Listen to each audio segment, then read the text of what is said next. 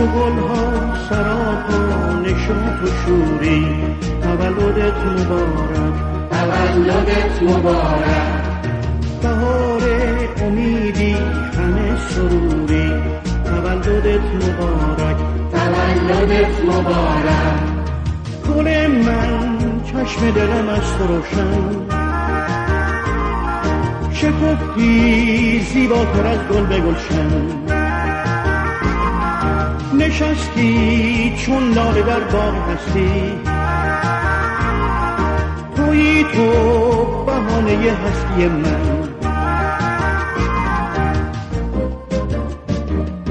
دور از هر بلای خزانی بمانی، با شور و نشاط جوانی بمانی، گل باشی که در جمع یاران نشینی، در عالم به جز روز شادی نبینی.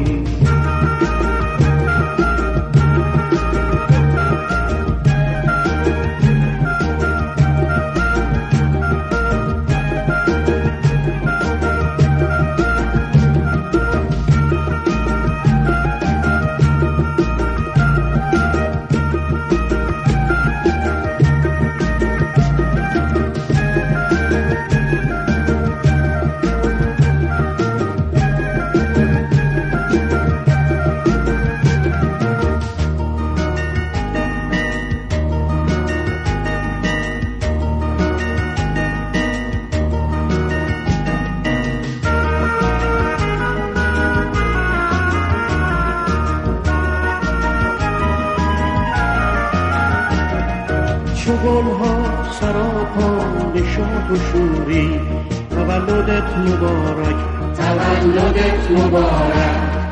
بهار امیدی همه سروری، تولدت مبارک، تولدت مبارک. گل من چشم دلم از تو روشن،